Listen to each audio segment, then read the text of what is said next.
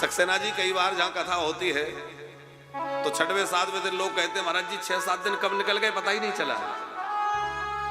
और सच में वो 6-7 दिन उत्सव मनाते मनाते कथा सुनते सुनते आनंद लेते लेते कब बीत जाते पता ही नहीं चलता। बार बार कथाएं कही और सुनी जाती हैं। इन कथाओं के पीछे हेतु क्या है यदि इस पर विचार किया जाए तो यह लोक की जो संपदा है अथवा इस लोक की जो सुख है वह कथा का फल नहीं है। लौकिक संपदा तो कथा सहज दे ही देती है, कथा का वास्तविक अर्थ भगवत प्राप्ति है। कथा का हेतु भगवान से मिलाने का है,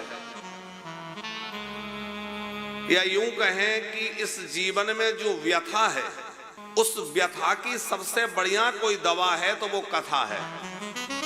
हम लोग कोई ना कोई व्यथा से व्यथित हैं, कोई तन दुखी, कोई धन दुखी, कोई तन दुखी, कोई मन दुखी, कोई धन बिन रहत उदास।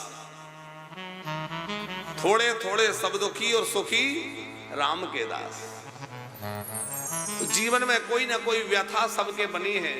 उस व्यथा की सबसे बढ़िया औषधि यदि कोई है तो वो है भगवान की कथा।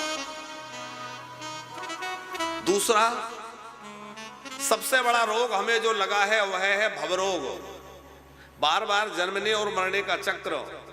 इस भवरोग की सबसे बढ़िया कोई दवा है तो वह भी है भगवान की कथा।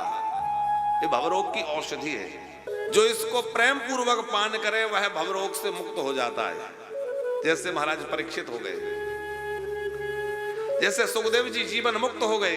जिसने इस औषधि को खरी विधि से खाई तो अंग पीड़ा उपजे नहीं, महारोग मिट जाए। बोले महारोग क्या है? बोले जन्म मरण रूपी महारोग जो है यह महारोग यह औषधि समाप्त कर देगी। सब प्रकार के तापों का समन करने वाली भगवान की कथा है।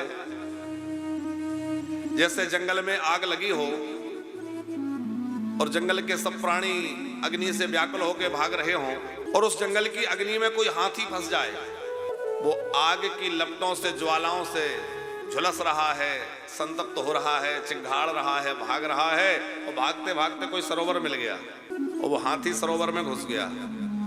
अब सरोवर के पानी में वो डूब गया। चाहे जितनी आग चारों ओर जलती रहे पर वो तो सरोवर के पानी में डूबा है, इसलिए उस अग्नि का ताप उसको नहीं तपा रहा है। उसी तरह हम लोग भी कथा रूपी सरोवर में गोता लगाए। चारों ओर दैहिक ताप, दैविक ताप, भौतिक ताप, तरह तरह के तापों से रात दिन हम जल रहे हैं। उन तापों की निवृत्ति के लिए क्या करें? बोले भाग रहे हैं कैसे छूटे पीछा, ये समस्या है, ये परेशानी है, अमोक है, ये है। और भगवान की कथा में आए तो 3 घंटे 4 घंटे कब बीत जाते हैं पता ही नहीं चलता। बड़े मौज में वो 3 घंटे बीतते हैं, पता ही नहीं चलता। सक्सेना जी कई बार जहां कथा होती है तो छठवें सातवें दिन लोग कहते हैं महाराज जी 6-7 दिन कब निकल गए पता ही नहीं चला। और सच में वो 6-7 दिन उत्सव मनाते मनाते कथा सुनते सुनते आनंद लेते लेते कब बीत जाते पता ही नहीं चलता। तो जैसे कथा के रस में 6-7 दिन कब निकल गए पता ना चले, उसी प्रकार जो कथा से सदा जुड़ा रहे उसका जीवन कब मौज में बीत जाए पता ही ना चलेगा। साहब सारा जीवन मौज लेते बीत जाएगा।